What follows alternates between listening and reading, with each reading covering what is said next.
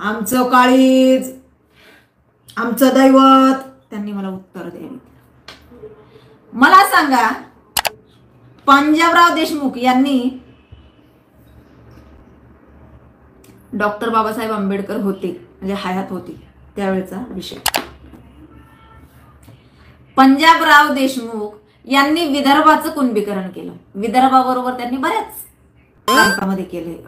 मला वाटतं जळगाव त्या साईडला, खानदेश, कोकण या भागांमध्ये कुणबीकरण झालेलं आहे त्या काळात. कधी? 1960 मध्ये, म्हणजे 65 वर्ष झाले. आज 65 वर्ष झाले विदर्भ आणि हा भाग जो आहे ना यांचं कुणबीकरण झालेलं आहे बरं का. मला महाराष्ट्रातल्या दिग्गजांनी उत्तर द्यावं याचं, आणि जरांगेच्या लवा लोखंड बाटली भंगारवाल्यांनी तर द्यावंच द्यावं. काय रे बाबांनो, विदर्भ, खानदेश आणि कोकण या पट्ट्यातले किती टक्के कुणब्यांची मुलं अधिकारी झालीत रे?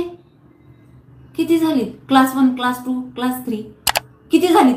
आकडा काढा बरं का. 65 वर्षापासून याचं जे म्हणणं आहे ना, कुणबीकरण झालं म्हणजे हजारो मुलं या कोठ्यात जाणार आहेत, हजारो मुलांना नोकरी लागणार आहे.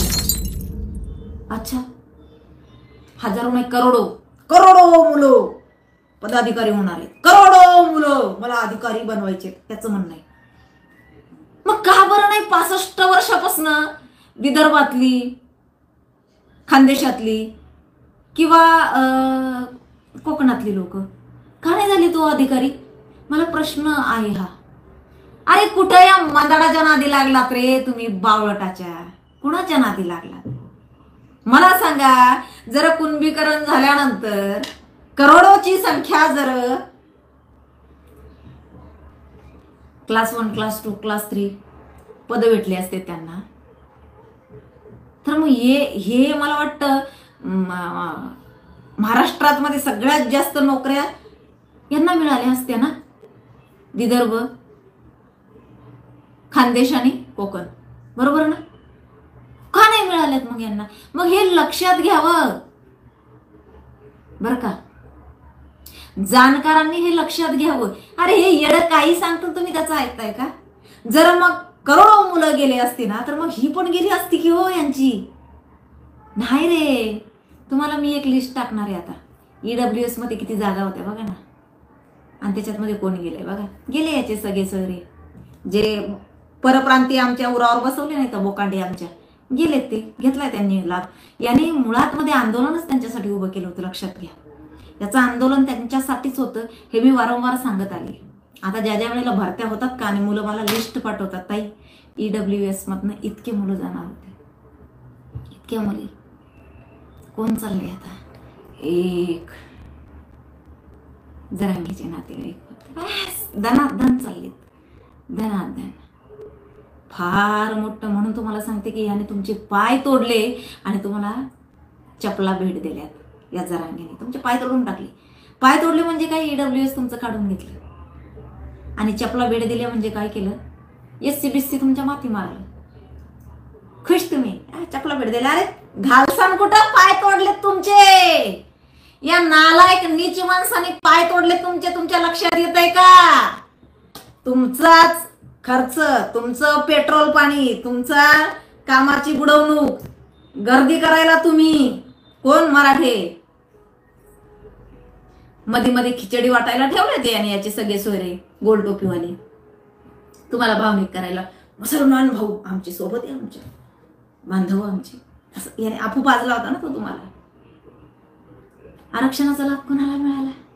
क्या बात आहे, सगळ्या सोयऱ्यांना. वा, आरक्षणाचा लाभ जलीलच्या लोकांना, नोमानी म्हणून तर. आणि तो ओबीसी हमारे जरांगे पाटील, मनोज जरांगे पाटील भाषणांमध्ये नाव घेतो. याचं का घेतो? लक्षात आलंय का? अरे लक्षात येतंय का? येतंय का लक्षात मध्ये काही? सांगा ना. हा याचं आंदोलन सोडून त्या राकेश टिकेतीला भेटायला जातोय खलिस्तान्याला. का? कशासाठी? लक्षातच नाही आलं आमच्या. पण लक्षात घ्या, फार मोठी गफलत झालेली आहे आपली, फार मोठी गल्लत झालेली आहे. EWS जे घेतलं नाही आणि काढून आपलं, शेकडो मुलांचं नुकसान झाले रे, शेकडो मुलांचं नुकसान झाले. ढसाढसा रडतायत मुलं ढोरासारखी. कळलंय त्यांना, पण कधी समजलंय, कधी अरे ओबीसी मध्ये घाला. अरे किती आहेत रे ओबीसी मध्ये मूर्खांनो. काय भेटणार आमच्या वाट्याला ओबीसी मध्ये? बघा ना, विदर्भ बघा, खानदेश बघा, कोकण बघा. नाही रे, जागा असत्याना दनादन भर गेले असते मुलं. नाहीये. किती जागा आहे तुम्हाला सांगा ना, किती आहे? ऑलरेडी भरपूर भरले तिथं.